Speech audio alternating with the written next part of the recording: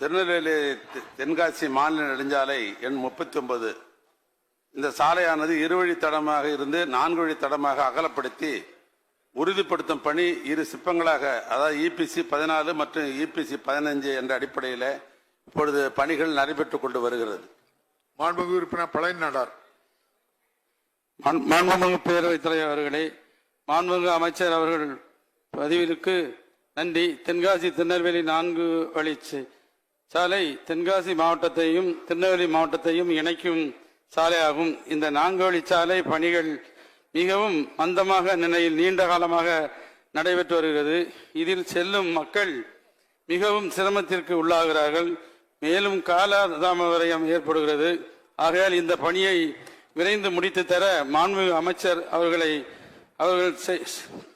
ஆவணை செய்ய வைப்பார்கள் என்பதை மூலம் அறிய விரும்புகிறேன். மாண்புமிகு அமைச்சர். மாண்புமிகு பேரவைத் தலைவர்களே, தென்காசி திருநெல்வேலி சாலை சுமார் 45 கிலோமீட்டர் நீளமுடைய சாலை. இந்த சாலை நிலஎடுப்பு பணிகள் அனைத்தும் முடிவடைந்து விட்டது.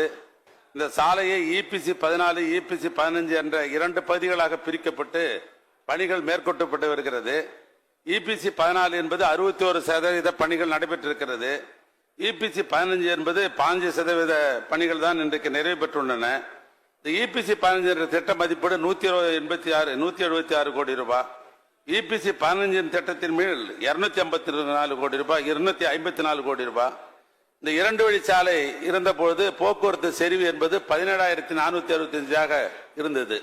4 வழி சாலையாக மேம்படுத்த திட்டமிட்ட போது போக்குவரத்து செறிவு 36,308 PC இருந்தது. இச்சாலை புறவழிச்சாலை எதுவும் அமையவில்லை. ஆனால் பாவூர் சத்திரம் என்ற நகரில் ஒரு ரயில்வே மேம்பாலம் மட்டும் அமைய உள்ள இருக்கிற நிலையில் இச்சாலை அகலம் கிராமப்புறங்களில் 23.50 மீட்டரும் நகரப்புறங்களில் 22 முதல் 25 மீட்டரும் அகலம் உள்ளதாக இருக்கிறது.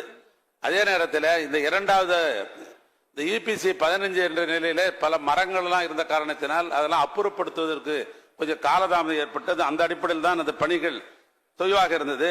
இந்த அரசு பொறுப்பேற்ற உடனே அதை விரைந்து நடத்த வேண்டும் என்று அதிகாரிகள் அழைத்து பேசி பணிகள் இப்போ விரைவாக நடைபெறுகிறது. இந்த முதல் வேலை என்பது இந்த ஆண்டு 9வது மாதத்துக்குள் அது முடிந்துவிடும்.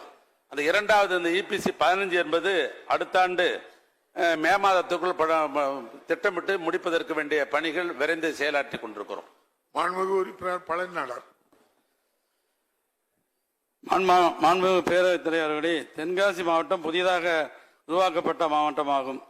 இங்கு புகழ்பெற்ற சுற்றுலாத்தலம் குற்றாலத்தில் மற்றும் அருள்மிகு காசி விஸ்வநாதர் திருக்கோயில் உள்ளதால் சுற்றுலா பயணிகள் அதிகமாக வருவதால் தென்காசி நகர்ப்புறத்தில் போக்குவரத்து நெரிசல் ஏற்படுகிறது.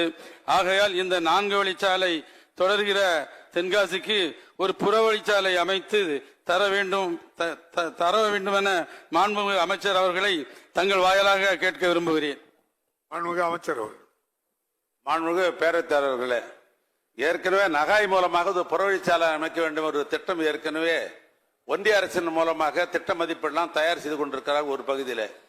இன்னொன்று அதை விரைந்து அவர் நம்முடைய சட்டமன்ற உறுப்பினர் மாண்புமிகு பழனிநாட்டார் அவர்கள் சொன்னதை போல அப்போது நெரிசலாக அதிகமாக தென்காசியில் இருப்பது உண்மைதான். அந்த அடிப்படையில் மாநில அரசாங்க கட்டுப்பாட்டில் இருக்கிற கிராம சாலை திட்டத்தின் மூலமாக RR மூலமாக ஒரு புறவழிச்சாலை அமைக்கலாமே என்று DPR தயார் பண்ணி கொண்டிருக்கிறார்கள். ஏதாவது ஒன்று அது விரைந்து வருவதற்கு அரசு விரைந்து செயல்படும்.